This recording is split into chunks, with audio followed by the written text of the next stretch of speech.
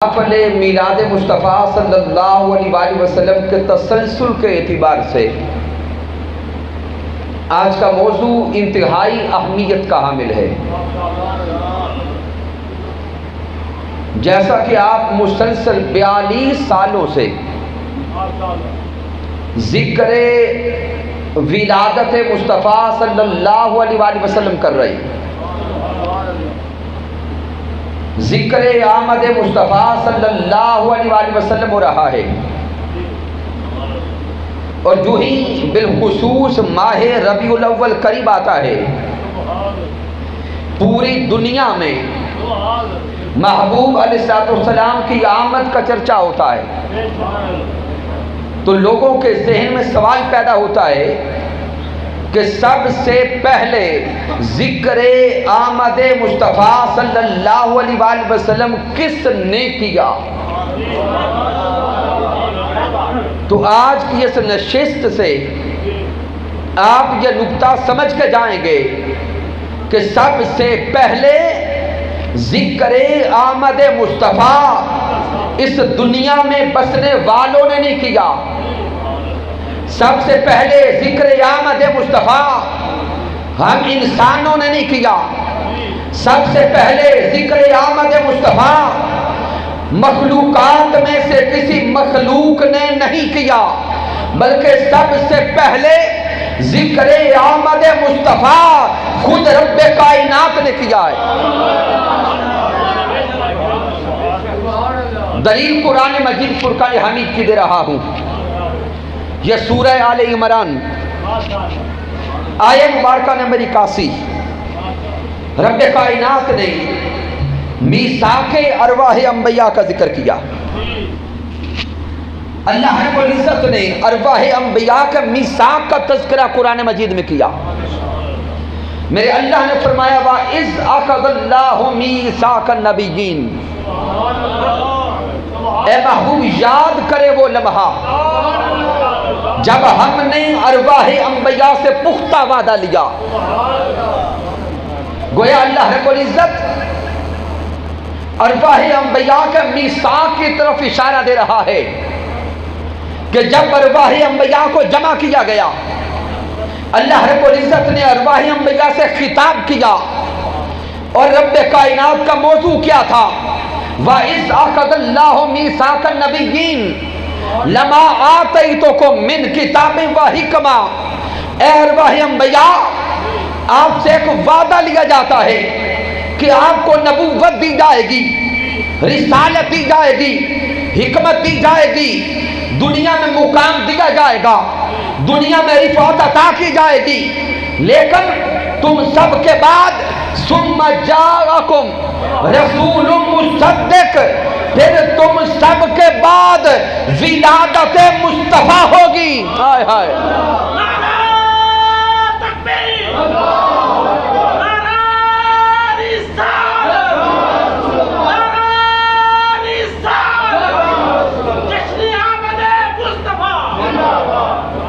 سامعین مالک کائنات قرآن میں فرما رہا ہے ثم جاءکم رسول مصدق، تم سب کے بعد آمد مصطفیٰ ہوگی، تم سب کے بعد ولادت مصطفیٰ ہوگی۔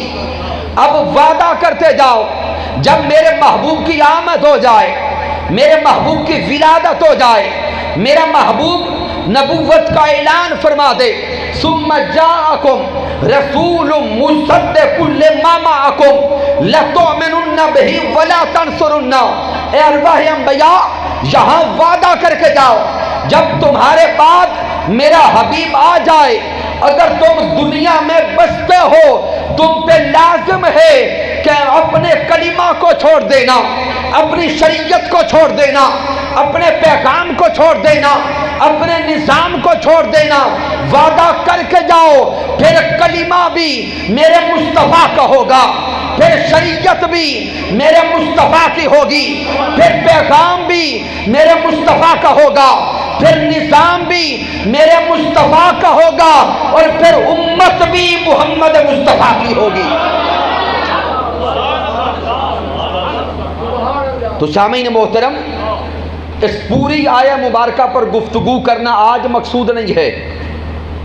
آج صرف یہاں سے استدلال لے رہے ہیں کہ ذکر آمد مصطفیٰ اس دنیا والوں نے بعد میں کیا ہے، عرش والے نے پہلے کیا ہے.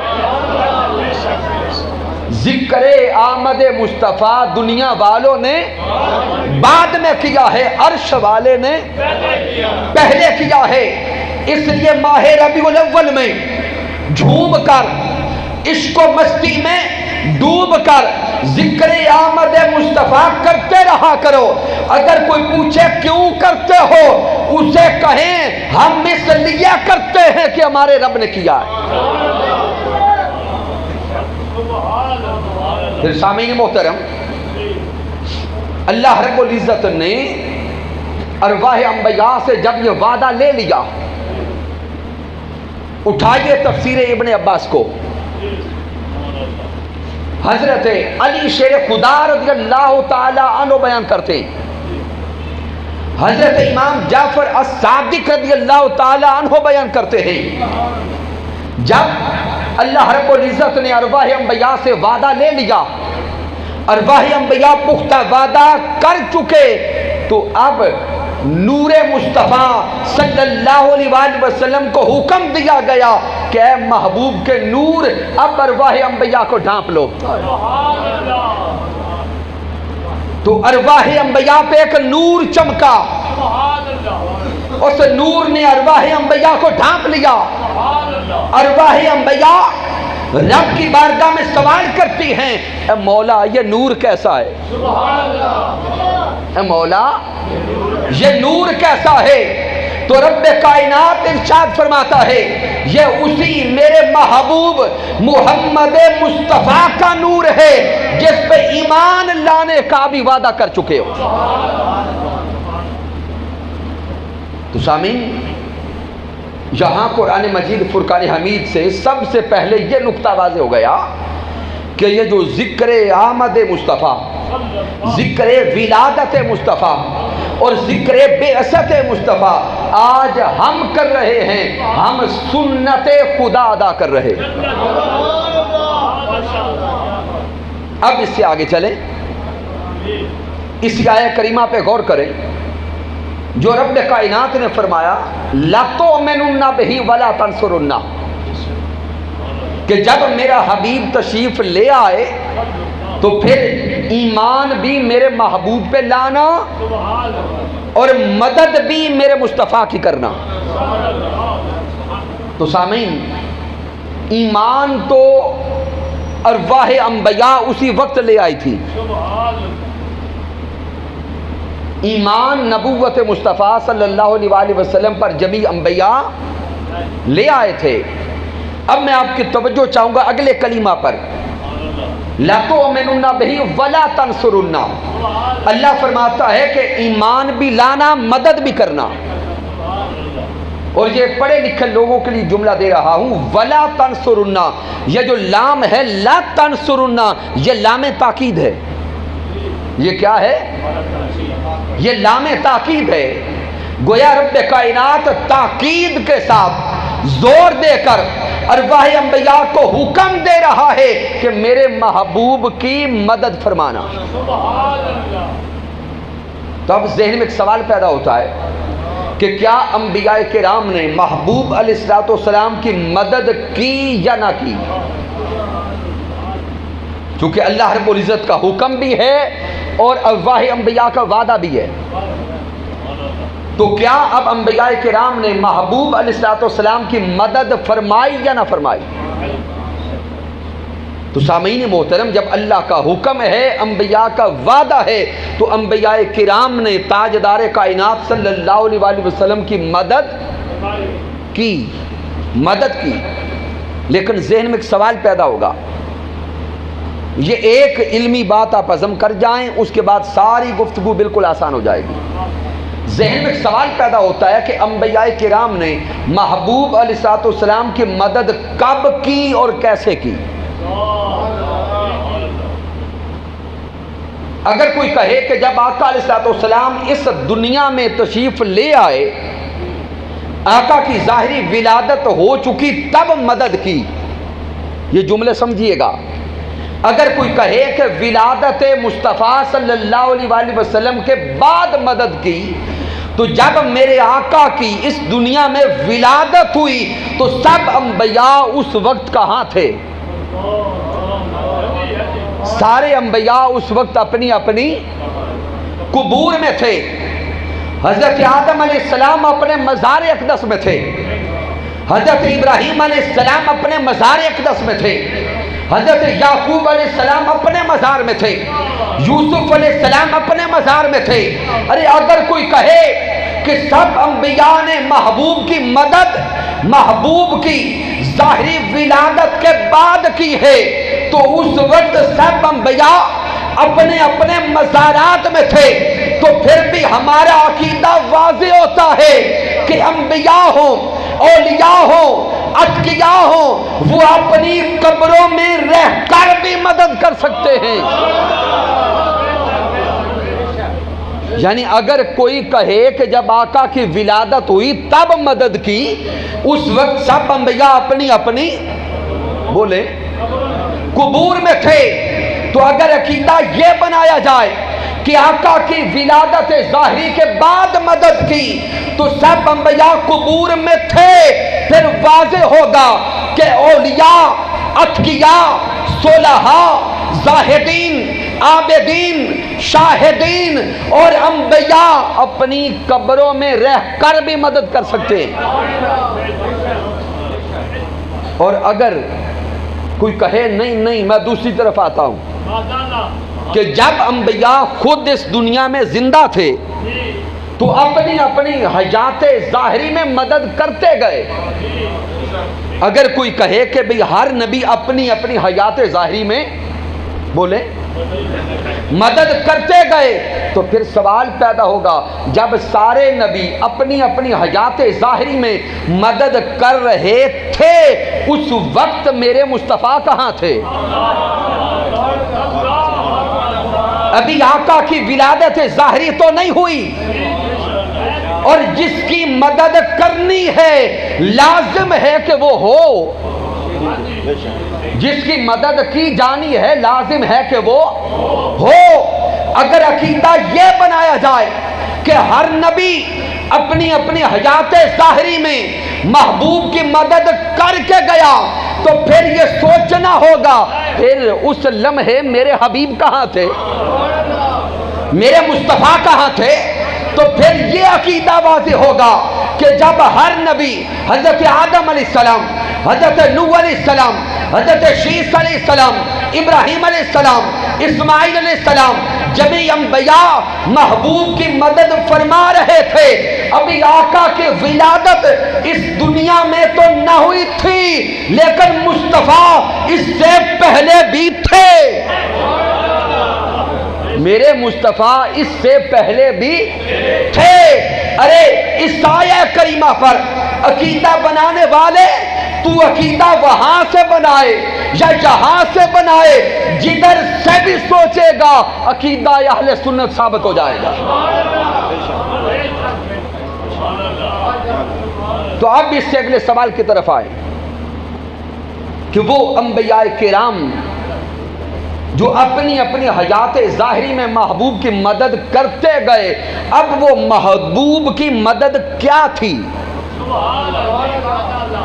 وہ محبوب علیہ السلام کی مدد اور وہ نصرت کیا تھی؟ سامعین محترم، محبوب کی مدد و نصرت سے مراد یہ تھا کہ اے ارواح انبیاء وعدہ کرتے جاؤ، جب آپ کو دنیا میں مبعوث کیا جائے گا، جب دنیا میں بھیجا جائے گا، آپ کے ذمہ جو کام ہوں گے، ایک کام رب کی توحید کا ہوگا، دوسرا کام اپنی نبوت کے پیغام کا ہوگا، اور تیسرا پیغام آمد مصطفیٰ کے نعرے لگانے کا ہوگا.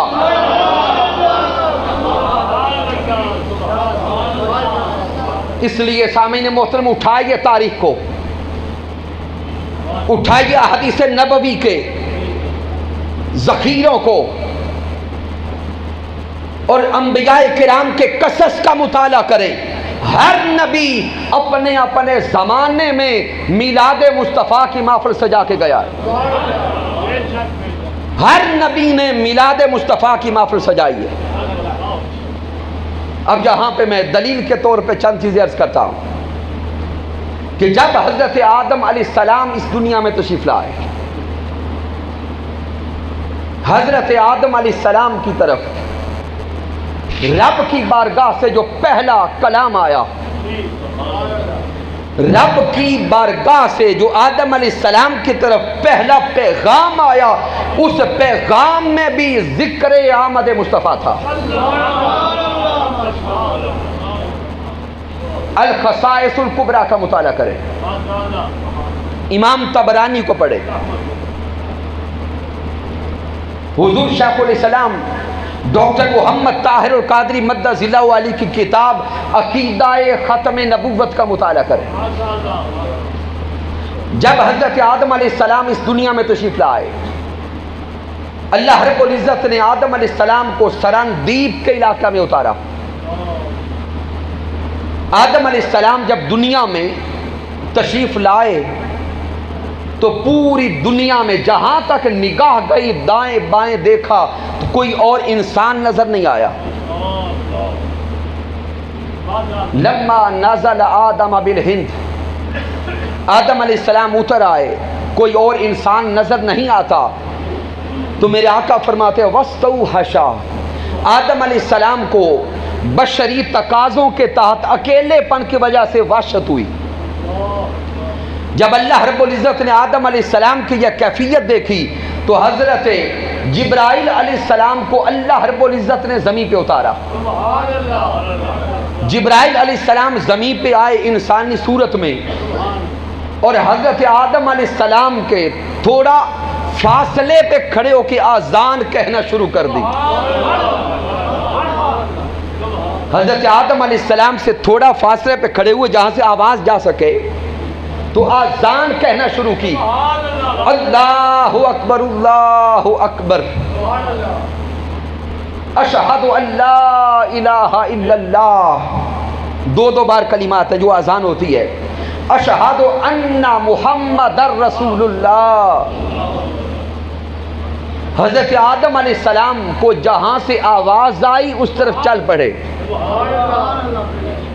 جب حضرت جبرائیل علیہ السلام کے قریب پہنچے تو حضرت آدم علیہ السلام کے کلمات پہ غور کرنا، جبرائیل علیہ السلام بھی انسانی صورت میں تھے اور حضرت آدم علیہ السلام اپنی زبان سے پہلے کلمے ادا کرنے لگے۔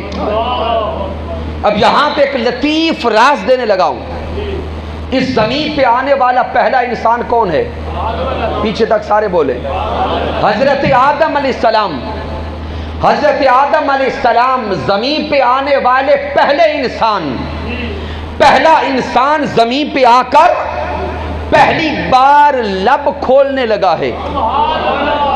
اب غور کرنا، زمین پہ آنے والا پہلا انسان زمین پہ آ کر پہلی بار کچھ بولنے لگا ہے۔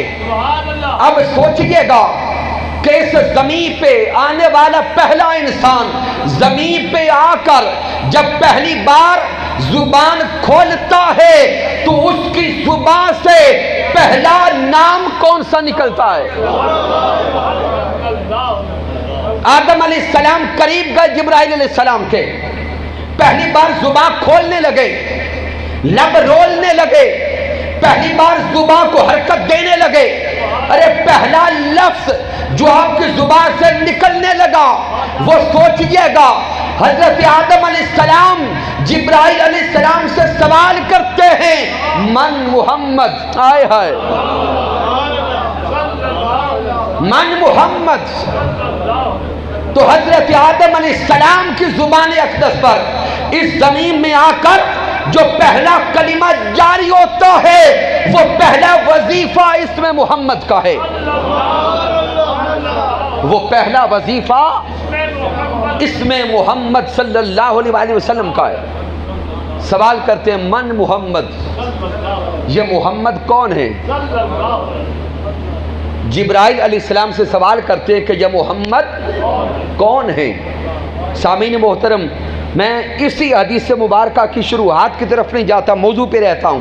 حضرت جبرائیل علیہ السلام جواب دیتے ہیں کہ اے آدم علیہ السلام، یہ محمد مصطفیٰ یہ آپ کے بیٹے ہیں، آپ کی نسل سے آئیں گے، وہ خاتم النبیین، اور خاتم النبیین بن کے تشریف لائیں گے۔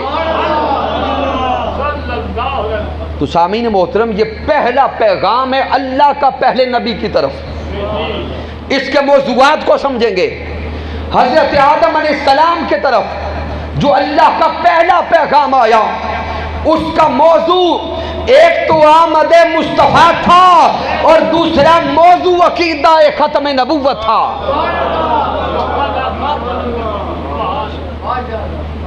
تو سامعین آپ تھوڑا غور کریں، جبرائیل علیہ السلام بھی زمین پہ تشریف لائے اور آدم علیہ السلام کی طرف پہلی بار آئے، تو پہلی بار جب تشریف لائے، جب یہ فرمایا کہ یہ آپ کے بیٹے ہیں، آپ کی نسل سے آئیں گے، تو آپ کی نسل سے آئیں گے، یہاں موضوع آمد مصطفیٰ کا ہے، یہاں موضوع آمد مصطفیٰ صلی اللہ علیہ وآلہ وسلم کا ہے۔ پھر سامعین وقت اور آگے گزرتا رہا، حضرت آدم علیہ السلام کی توبہ قبول ہوئی، حضرت آدم علیہ السلام اور حضرت اماں حوا کا ملاپ ہوا، تو اللہ رب العزت نے حضرت آدم علیہ السلام اور حضرت اماں حوا کو اولاد دینے کا سلسلہ شروع کر دیا۔ اب نور مصطفیٰ صلی اللہ علیہ وآلہ وسلم آدم علیہ السلام کو عطا ہوا تھا، آدم علیہ السلام سے نور مصطفیٰ نے آگے منتقل ہونا تھا، وہ نور مصطفیٰ صلی اللہ علیہ وسلم حضرت آدم علیہ السلام سے حضرت شیس علیہ السلام کو عطا ہوا۔ کن کو؟ حضرت شیس علیہ السلام کو عطا ہوا۔ لیکن رب کائنات کا انتظام آمد مصطفیٰ دیکھیں کہ حضرت اماں حوا کو باقی جتنی بھی اولاد دی جڑواں دی، آئے ہائے، آدم علیہ السلام اور حضرت اماں حوا کو رب کائنات نے باقی ساری اولاد کیسے جڑواں عطا فرمائی؟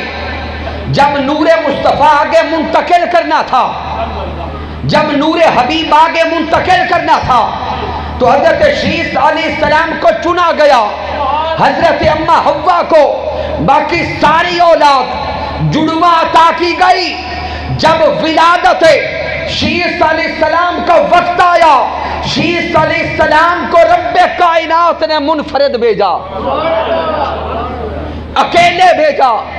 شیس علیہ السلام کو منفرد، ممتاز اور ممیز کر کے بھیجنے میں رب کائنات کا اعلان یہ تھا کہ شیس علیہ السلام میں چونکہ نور مصطفیٰ ہے، جس نسب میں، جس پشت میں، جس رحم میں نور مصطفیٰ چلتا جائے گا، وہ دنیا سے منفرد ہوتا جائے گا۔ اب اسے اور آگے دیکھتے چلے جائیں۔ جب حضرت شیس علیہ السلام نے جوانی کی سیڑھی پہ قدم رکھا، المواہب للدنیا کو پڑھیں، امام طبرانی کی المعجم الکبیر کو پڑھیں۔ جب حضرت شیس علیہ السلام جوانی کو پہنچے تو حضرت آدم علیہ السلام نے اپنے بیٹے شیس علیہ السلام کو الگ بٹھایا، الگ بٹھایا، اور حضرت شیس علیہ السلام کو 2 وصیتیں کی اور 2 نصیحتیں کی۔ حضرت آدم علیہ السلام اپنے بیٹے حضرت شیس علیہ السلام کو پہلی وصیت تو یہ کرتے ہیں، اے بیٹے شیس، ہمیشہ محمد مصطفیٰ پہ درود و سلام بھیجتے رہنا، درود و سلام بھیجتے رہنا۔ دوسرا، وہ نور جس کی وجہ سے اللہ نے اس کائنات کو بنایا، وہ نور مصطفیٰ جس کے تصدق سے یہ کائنات بنی ہے، یہ خلق بنی ہیں، یہ زمین و آسمان بنے ہیں۔ آدم علیہ السلام فرماتے بیٹے وہ نور اللہ نے اب تجھے دیا ہے، وہ نور آپ کو عطا ہوا ہے۔ دوسری نصیحت اور وصیت یہ کرتا ہوں کہ اس نور کے لیے پاک رحم کا انتخاب کرنا۔ سامعین، تھوڑا سا دل میں جھانک کر ذہن سے سوچئے گا تو صحیح، باپ بیٹا بیٹھے ہیں دونوں نبی، آدم علیہ السلام بھی نبی، حضرت شیس علیہ السلام بھی نبی، دونوں الگ بیٹھ کے کر کیا رہے ہیں؟ دو نبی بیٹھے ہیں اور کر کیا رہے ہیں؟ ذکر آمد مصطفیٰ، ذکر آمد مصطفیٰ۔ اس لیے آمد مصطفیٰ کے نعرے لگانے والوں، محبت مصطفیٰ کے پیغام دینے والوں، یہ نعرے لگاتے ہوئے گھبرایا نہ کرو، بلکہ جوش سے، مستی سے، کیفیت سے، دیوانگی سے، عشق سے نعرے لگایا کرو کہ آمد مصطفیٰ، آمد مصطفیٰ۔ چونکہ یہ نعرہ سب سے پہلے رب کائنات نے لگایا، رب کائنات کے بعد یہ نعرہ جبرائیل علیہ السلام نے لگایا، جبرائیل علیہ السلام کے بعد یہ نعرہ ہر پیغمبر نے لگایا۔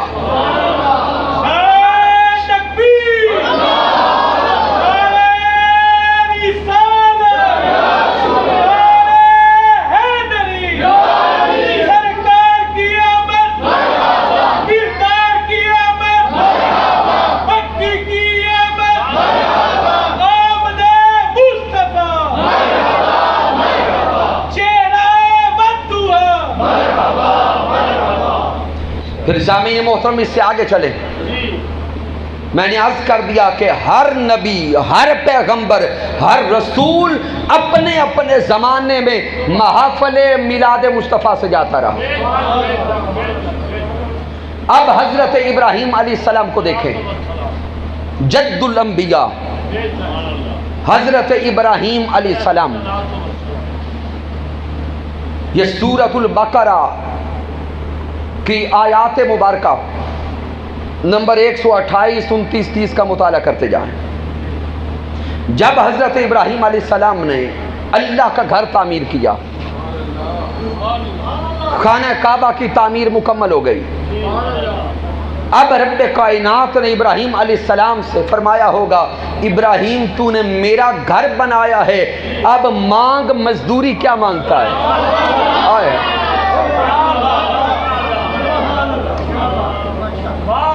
ارے سوچو، دنیا میں کسی کا گھر تعمیر کریں تو وہ دنیا کا عام انسان بھی خوش ہو کے مزدوری دیتا ہے، پھر عام انسان سے بڑھ جائیں، اگر دنیا کے کسی بادشاہ کا گھر بنائیں وہ مزدوری اپنی بساط کے مطابق دیتا ہے۔ اب یہ گھر کسی دنیا کے بادشاہ کا نہیں تھا، بادشاہوں کے بادشاہ کا تھا۔ یہ رب العالمین کا گھر ہے، یہ رب کائنات کا گھر ہے، خانہ کعبہ ہے، حضرت ابراہیم علیہ السلام تعمیر کر چکے۔ مالک کائنات نے فرمایا ہوگا، میرے ابراہیم مانگ کیا مزدوری مانگتا ہے؟ اب ابراہیم علیہ السلام کے مانگنے پہ صدقے جائیں۔ حضرت ابراہیم علیہ السلام رب کی بارگاہ میں ہاتھ اٹھاتے،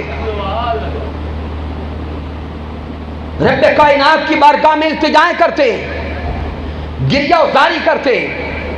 اب رب کی بارگاہ میں دعا کرتے کرتے جب دعا کے کمال پہ پہنچے تو رب کی بارگاہ میں عرض کرتے ہیں، ربنا وابعث فیہم رسولا، ہائے ہائے،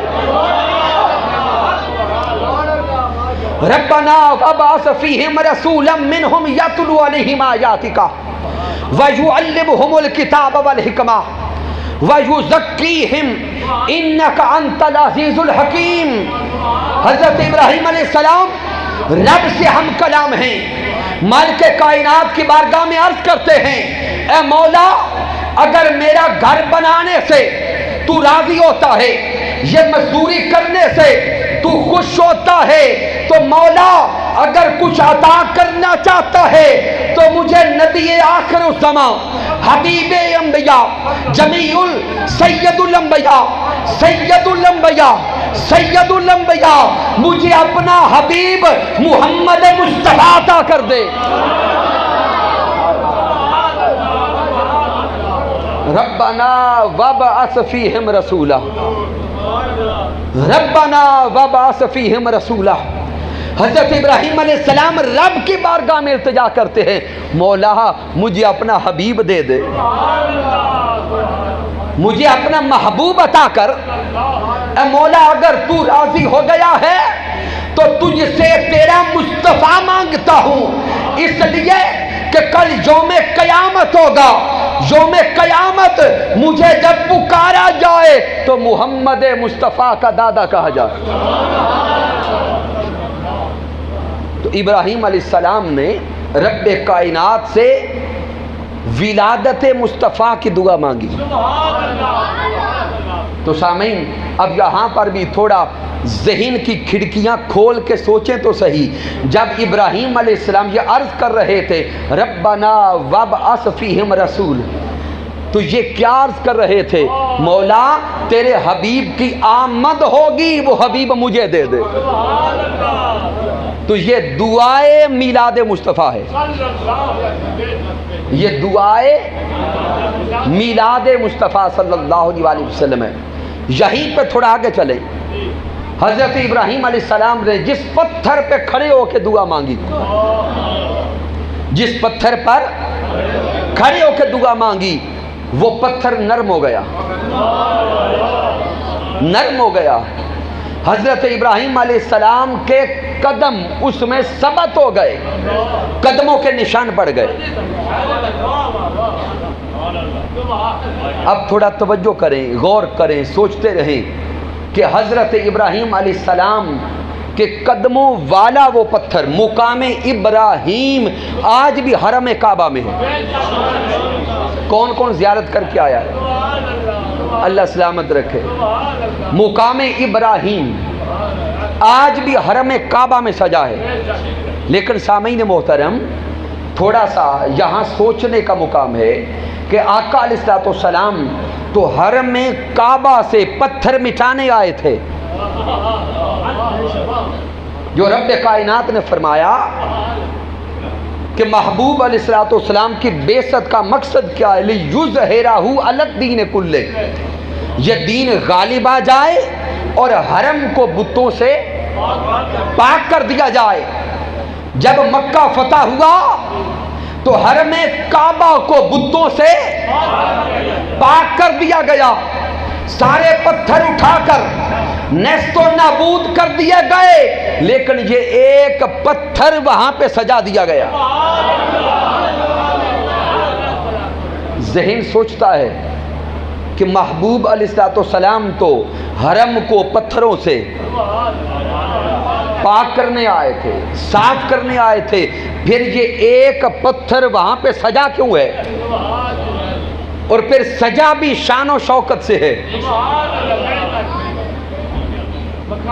مقام ابراہیم جو عمرہ کرنے والا، حج کرنے والا، طواف کرنے والا جاتا ہے، وہاں پہ نفل پڑھتا ہے، سجدہ کرتا ہے، ذہن بار بار اعتراض کرتا ہے، تنقید کرتا ہے، سوال کرتا ہے کہ سارے پتھر اٹھائے گئے، یہ سجایا کیوں گیا؟ تو رب کائنات کی بارگاہ سے جواب آتا ہے باقی سارے پتھروں کی نسبت بتوں کی طرف تھی، تو وہ بتوں کی نسبت والے پتھر اٹھا کر پھینک دیے گئے، اس ایک پتھر کی نسبت ولادت مصطفیٰ سے تھی۔ ہائے ہائے،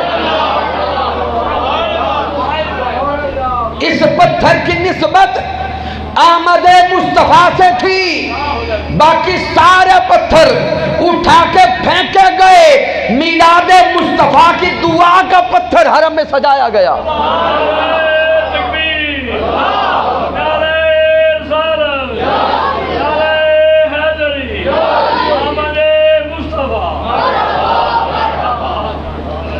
میلاد مصطفیٰ صلی اللہ علیہ وسلم کی دعا والا پتھر حرم میں سجایا گیا، اور سجا کر رب کائنات نے اعلان کر دیا کہ یہ مقام ابراہیم ہے، ہر آنے والا یہاں پہ نفل پڑھ کے جائے، یارو وہاں پہ جا کے مقام ابراہیم کی زیارت کرنا، نفل پڑھنا، وہاں پہ نفل پڑھنا، یہ عبادت تو خدا کی ہے، لیکن زیارت دعائے میلاد مصطفیٰ کی ہے۔ گویا جو یہاں میلاد نہیں مناتا، آئے ہائے، جو یہاں میلاد اونچا بولیں نہیں مناتا، جو انسان دنیا کے کونوں میں میلاد نہیں مناتا، جب وہ رب کے گھر جاتا ہے، رب کائنات مقام ابراہیم پہ اسے کھڑا کر کے پکڑ کے کہتا ہے، ارے پاکستان میں تو میلاد نہیں مناتا، آج میرے گھر میں آیا ہے، باقی سب قبول تب کروں گا جب مصطفیٰ کا میلاد منا کے جاؤ گے۔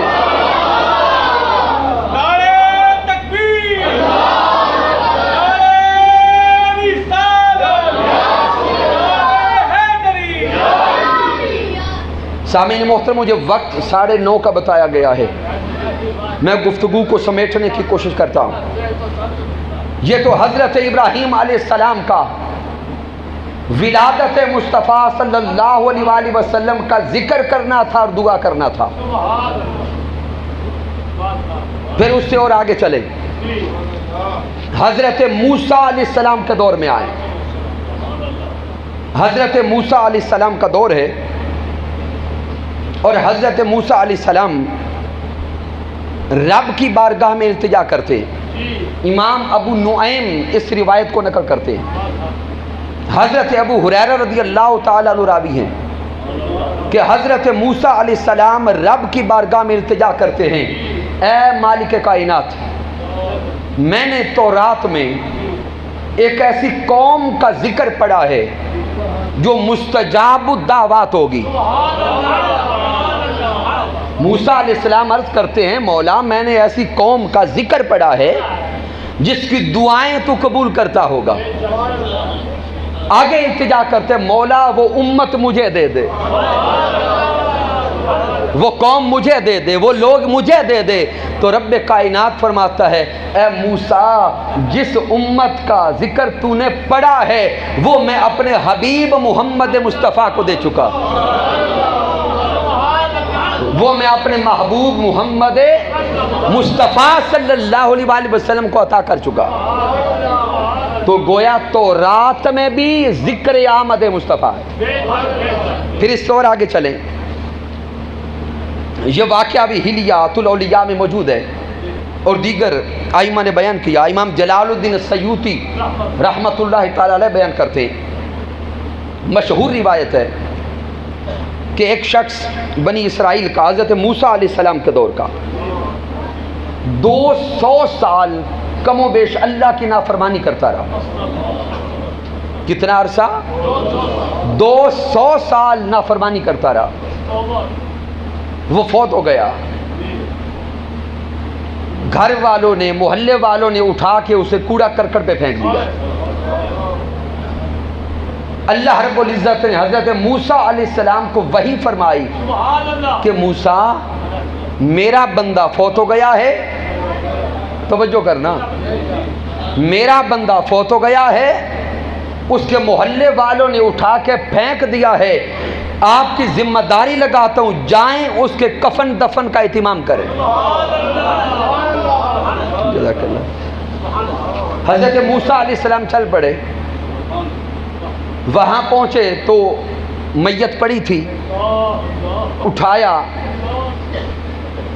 غسل دیا، اعلان کروایا کہ جنازہ کا وقت یہ ہے، لوگ آ کے جنازہ پڑھیں۔ اب روایات مختلف ملتی ہیں، میں وقت بچاتا ہوں۔ حضرت موسیٰ علیہ السلام نے کفن دفن کا اہتمام کیا، محلے والوں سے پوچھا، بھئی سبب کیا ہے؟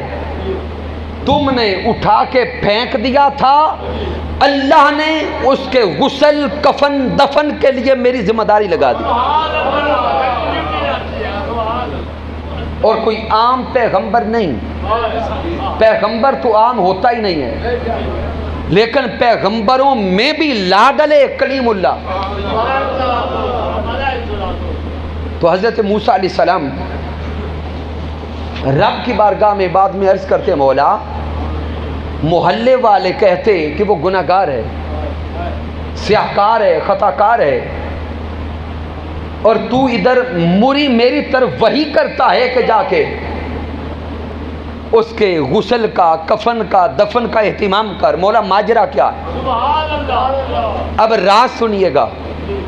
رب کائنات نے فرمایا کہ اے موسیٰ علیہ السلام، اس بندے نے جب تورات کو کھولا، کیا کیا؟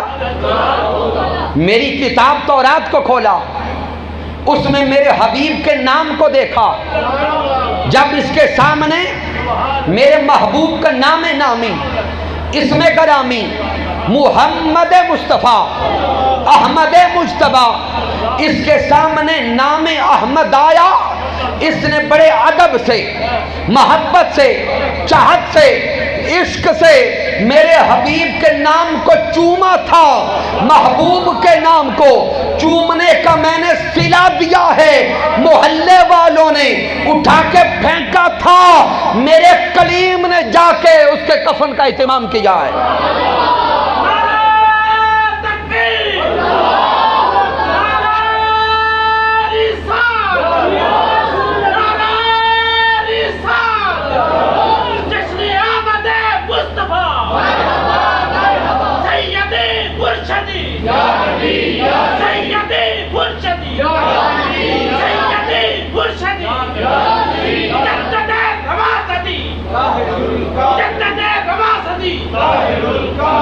غلام ہے، غلام ہے، رسول کے غلام ہے، غلام ہے، رسول کے غلام ہے، غلام ہے، رسول کے غلام. یہ رسول نے بہت ہی قبول ہے، ہو لج کے مصطفیٰ زندگی قربان.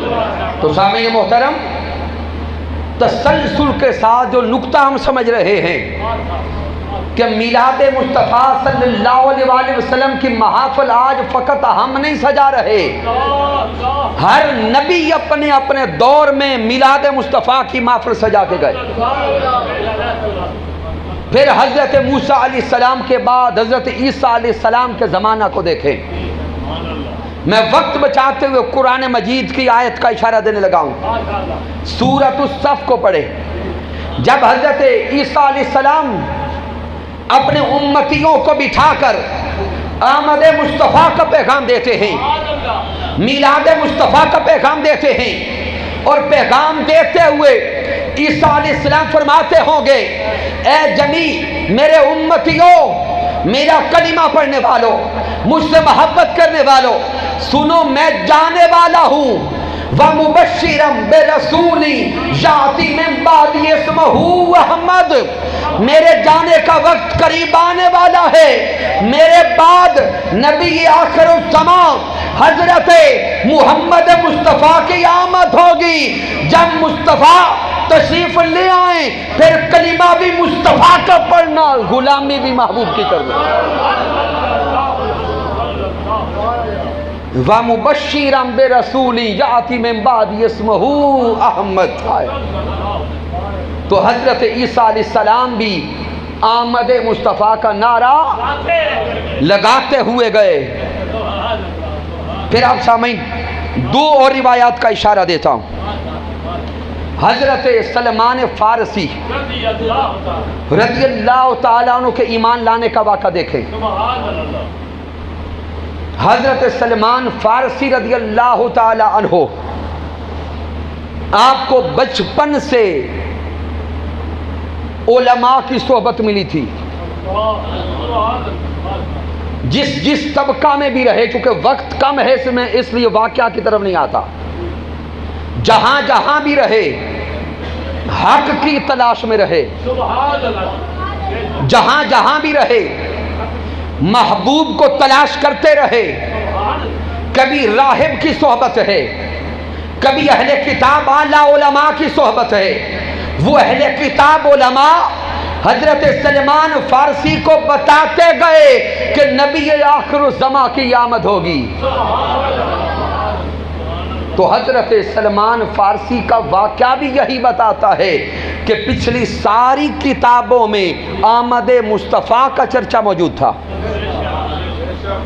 پھر اختتام پہ جو دوسرے واقعہ کی طرف اشارہ دینے لگا ہوں، بہت ایمان افروز واقعہ ہے، جس کو امام ابو سعد النیشاپوری رحمت اللہ تعالی علیہ شرف المصطفیٰ میں نقل کرتے ہیں، امام بہقی نقل کرتے، امام طبری نقل کرتے، امام ابو اسحاق نقل کرتے ہیں۔ مشہور واقعہ ہے طبہ الاول الحمیری کا، عام طور پہ حمیری کہا جاتا ہے، طبہ الاول۔ یہ آقا علیہ السلام کی ولادت و بعثت سے کم و بیش 1000 سال پہلے کا واقعہ، 1000 سال پہلے کم و بیش، کہ طبہ بادشاہ یمن کا بادشاہ تھا۔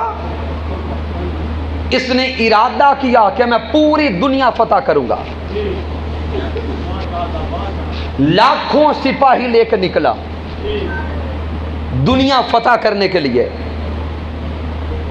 اور اس کی ایک خوبی یہ تھی کہ جو علاقہ، جو ریاست فتح کرتا، اس علاقہ کے 10 بڑے علماء کو، جو اہل کتاب علماء ہوتے، ان کو اپنے لشکر میں وزیر بنا کے شامل کرتا۔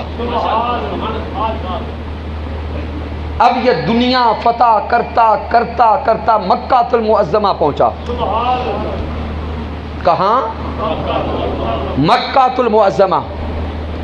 اس کے لشکر میں 4000 کے قریب علماء شامل ہو چکے تھے۔ کتنے؟ 4000 کے قریب۔ گویا دیکھتے جائیں کہ کتنے علاقوں کو فتح کر کے آیا۔ جب مکہ المکرمہ پہنچتا ہے، مکہ کو گھیر لیتا ہے، لیکن مکہ کے لوگ اس کا لشکر اور فوج دیکھ کے گھبراتے نہیں ہیں۔ اس سے پہلے جس علاقہ میں جاتا ہے، لاکھوں فوجی دیکھ کے لوگ گھبرا جاتے، جنگ کوئی نہیں کرتا، ویسے ہی سرنڈر کر دیتے، ہار مان لیتے۔ جب مکہ المعظمہ پہنچا، مکہ والے نہ گھبرائے نہ پریشان ہوئے، لیکن ان کی یہ کیفیت دیکھ کر یہ طبہ پریشان ہو گیا، سوچنے لگا کہ کیسے عجیب لوگ ہیں، اتنا بڑا لشکر چاروں طرف سے گھیرے ہوئے ہے اور ان کے ماتھے پہ پسینہ بھی نہیں آیا۔ اس نے اپنے علماء کو بلایا اور مشورہ کیا کہ یہاں کے لوگوں کو کیا ہے؟ تو اہل کتاب علماء نے بتایا کہ یہ سرزمین مکہ ہے، یہاں پہ ایک گھر ہے جسے بیت اللہ شریف کہتے ہیں، اور مکہ والوں کا ایمان ہے جب تک یہاں پہ اللہ کا گھر موجود ہے تب تک ان کا کوئی بال بھی بیکا نہیں کر سکتا۔ اب چونکہ یہ بادشاہ دنیا کی طاقت میں مست تھا، رات کو جب اسے یہ خبر پہنچی تو اس نے ذہن میں ارادہ کیا کہ معاذ اللہ کل پہلے یہ گھر گراؤں گا۔ بس یہ ارادہ کرنا تھا کہ اس پہ اللہ کا عذاب آ گیا۔ اس کے سر میں درد شروع ہو گئی، ناک سے، آنکھوں سے، کان سے، منہ سے پیپ جاری ہو گئی۔ وہ پیپ اتنی بدبودار تھی کہ اب اس کے پاس بیٹھنے کے لیے بھی تیار کوئی نہیں تھا۔ اب اسے مکہ فتح کرنا بھول گیا، حملہ کرنا بھول گیا، اپنی بیماری کی پڑ گئی۔ اعلان ہو گیا کہ بادشاہ سلامت بیمار ہو گئے ہیں، حکماء کو بلایا جائے۔ حکیم آئے، طبیب آئے، ڈاکٹرز آئے، لیکن علاج نہ ہو سکا۔ جب سارے حکماء نے اس بیماری کو لا علاج کہہ دیا تو رئیس العلماء، ان 4000 علماء میں جو بڑا عالم تھا، اس نے کہا کہ مجھے بادشاہ سے اکیلے ملاقات کرنے دو، علاج میں کرتا ہوں۔ بادشاہ سے اکیلے ملاقات ہوئی۔ وہ اہل کتاب عالم طبہ بادشاہ سے کہتا ہے کہ کیا اللہ کے گھر کو گرانے کا تو نہیں سوچا تھا؟ کیا اس گھر کو نقصان پہنچانے کا تو نہیں سوچا تھا؟ طبہ کہتا ہے ہاں میں نے ارادہ کیا تھا، ارادہ کیا تھا۔ تو وہ رئیس العلماء کہتے ہیں کہ یہ واقعی اسی اللہ کا گھر ہے جو وحدہ لا شریک بھی ہے، جو احد بھی ہے، الصمد بھی ہے، کفوا احد بھی ہے۔ یہ گھر اسی رب کا ہے، ابھی توبہ کرو اللہ شفا دے گا۔ تو بادشاہ نے وہیں پر توبہ کی، ارادہ ترک کیا۔ توبہ کرنے کی دیر تھی، اللہ نے شفا عطا فرمائی۔ جب اللہ نے شفا عطا فرما دی، اب وہ رب کائنات کے یہ کرم آنکھوں سے دیکھ چکا تھا۔ اب اس نے کہا کہ وہ کعبۃ اللہ جس کو نقصان پہنچانے کا سوچا تو عذاب آیا، اب اس نے کہا کہ میں اس گھر کی تعظیم کروں گا۔ جب اسے شفا ملی، اب وہ کعبۃ اللہ کا ادب کرنے چلا، کعبہ کو چومنے چلا، کعبہ کو چومتا رہا، طواف کرتا رہا، ادب و احترام کرتا رہا۔ ساتھ اس نے حکم دیا کہ اب اس اللہ کے گھر کے لیے ایک غلاف تیار کیا جائے۔ کیا غلاف تیار کیا جائے؟ پھر ایک غلاف تیار کیا۔ تاریخ اٹھا کے دیکھیں، کعبۃ اللہ پر جو پہلا غلاف چڑھایا تھا، وہ پہلا غلاف وہ طبہ الاول نے چڑھایا تھا۔ اب وہ کعبۃ اللہ کی تعظیم کر کے، ادب کر کے، احترام کر کے آگے چل پڑا۔ آگے چلتا چلتا علاقے فتح کرتا ہوا ایک ایسے مقام پہ پہنچا جہاں پہ کوئی آبادی تو نہیں تھی، بس ایک چشمہ تھا اور ایک کھجوروں کا جھنڈ تھا۔ جب پانی کا چشمہ نظر آیا تو اعلان ہوا کہ قافلہ روک دیا جائے، جانوروں کو پانی پلایا جائے، پیاسوں کو پانی پلایا جائے۔ قافلہ رک گیا۔ 2 لاکھ سے زائد اس کے لشکر میں سپاہی تھے، 4000 کے قریب علماء تھے، پھر جانور تھے۔ قافلہ رک گیا، لشکر پانی پینے پلانے میں لگ گیا۔ علماء نے جب چشمہ دیکھا، کھجوروں کا جھنڈ دیکھا تو علماء الگ ہو کے بیٹھ گئے۔ علماء کا اجلاس الگ بیٹھ گیا۔ ان علماء نے اپنے اپنے انبیاء کی کتب نکالی، صحائف نکالے۔ وہ صحائف نکال کر ایک دوسرے کو بتانے لگ گئے کہ ہمارے نبی نے، نبی آخر الزمان کے جس مقام پہ تشریف لانے کی خبر دی تھی، اس کی نشانی یہی ہے کہ پانی کا چشمہ بھی ہوگا، کھجوروں کا جھنڈ بھی ہوگا۔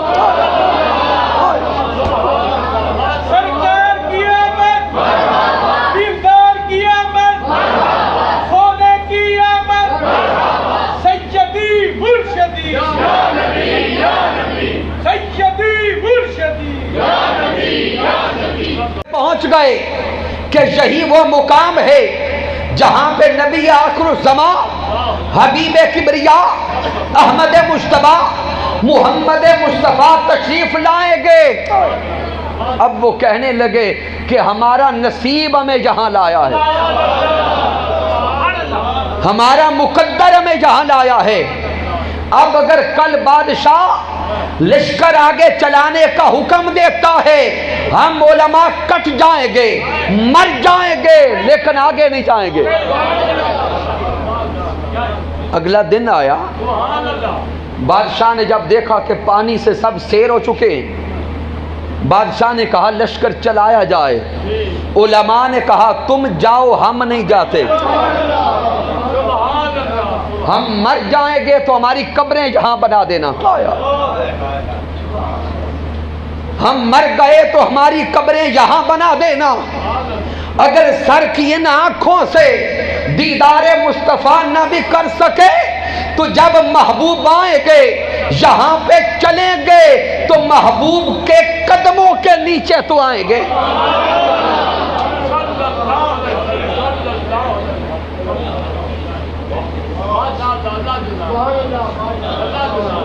جب محبوب چلیں گے تو ہم محبوب کے قدموں کو چومیں گے۔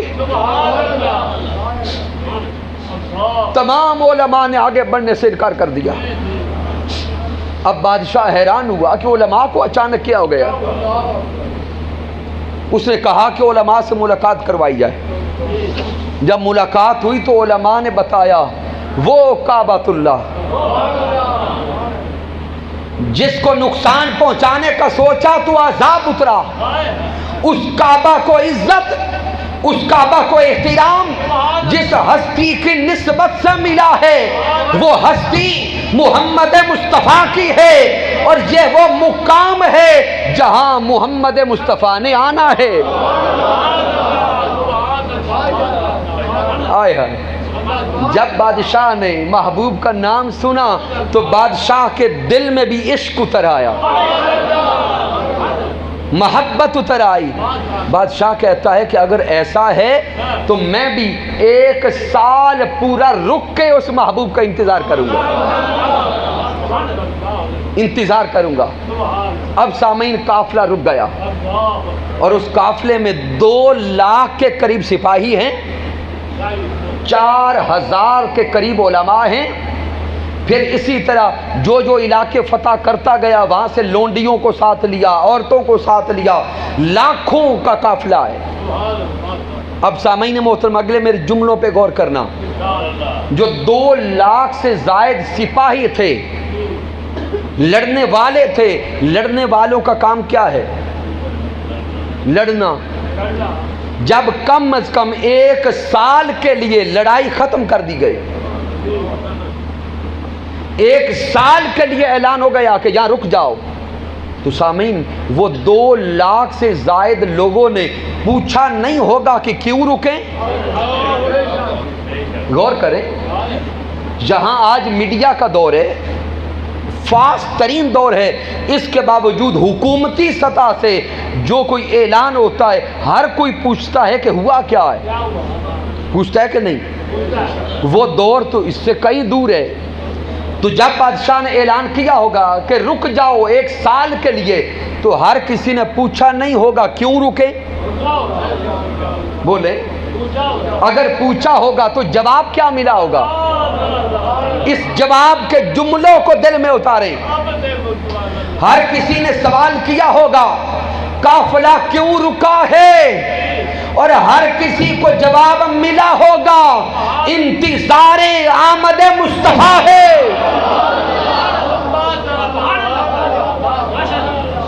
انتظار آمد مصطفیٰ ہے۔ پھر سامعین لوگوں نے پوچھا نہیں ہوگا وہ کون مصطفیٰ، وہ کون مصطفیٰ، ان کا مقام کیا ہے، ان کا مرتبہ کیا ہے، ان کی شان کیا ہے، ان کا درجہ کیا ہے، ان کی شکل و صورت کیسی ہے، ان کا حسن و جمال کیسا ہے، ان کا آنا جانا کیسا ہے، ان کا اٹھنا بیٹھنا کیسا ہے، ان کا بولنا چالنا کیسا ہے۔ تو یارو وہ علماء جن کی ڈیوٹی لگائی جا چکی تھی، ادھر لوگ ٹولیوں میں بیٹھ کر ان سے پوچھتے ہوں گے کون مصطفیٰ، اور وہ علماء بتاتے ہوں گے کہ وہ مصطفیٰ ایسے ہیں کہ قد کاٹ سوہنا تے بنتر بناوٹ۔ وہ تخیل میں جواب دیتے ہوں گے قد کاٹ سوہنا تے بنتر بناوٹ، ختم ہوئی سوہنے تے ساری سجاوٹ، مصور نے ماشا کسر نہیں سی چھڈی، بڑی ریجھ دے نال تصویر کھچی، حسینہ جمیلہ دا منہ موڑ دیتا، محمد بنا کے قلم توڑ دیتا۔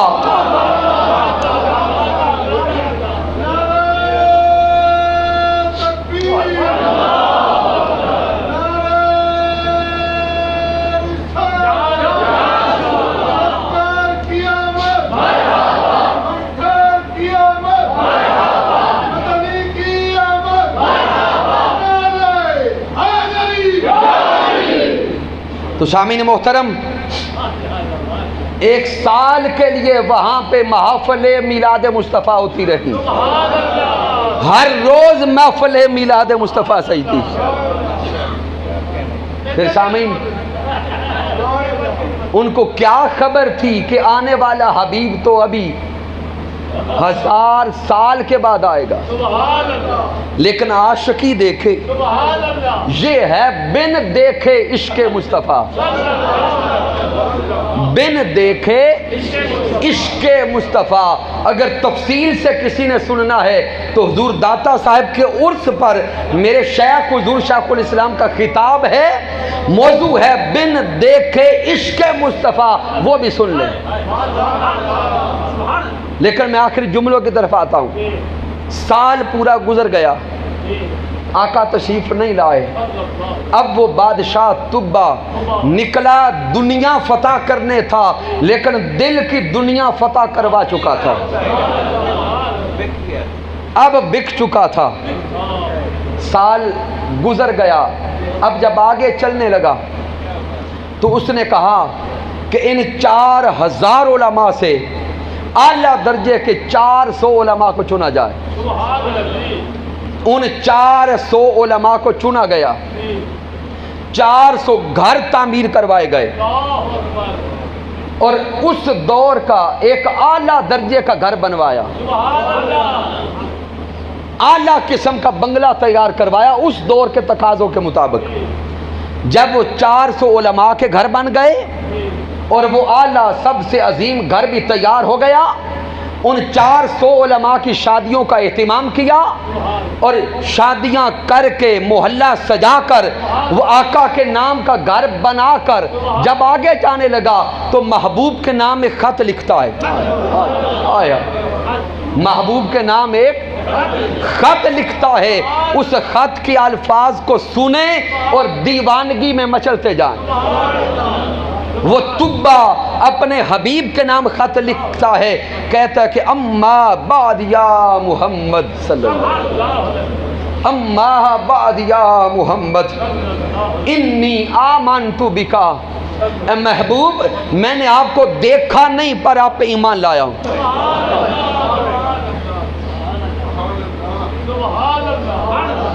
انی آمنت بکا، حبیب آپ پہ ایمان لاتا ہوں، وابی کتابی کا، آپ پہ نازل ہونے والی کتاب پہ ایمان لاتا ہوں، وعلا دینی کا وسنتی کا، آپ کے دین پہ ایمان لاتا ہوں، آپ کی سنت پہ ایمان لاتا ہوں، وآمنت بربی کا، آپ کے رب پہ ایمان لاتا ہوں، وَرَبُّ كُلِّ شَيْءٍ، پوری کائنات کے رب پہ ایمان لاتا ہوں۔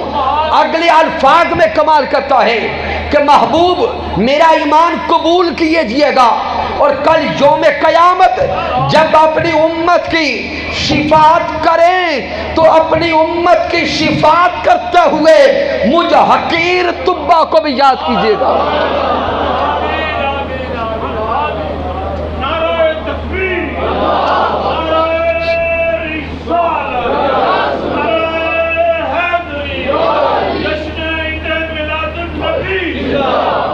سامعین محترم، 400 گھر بن گئے، 400 علماء کے گھر بس گئے، شادیاں ہو گئیں، محبوب علیہ السلام کے لیے اعلیٰ قسم کا گھر بن گیا۔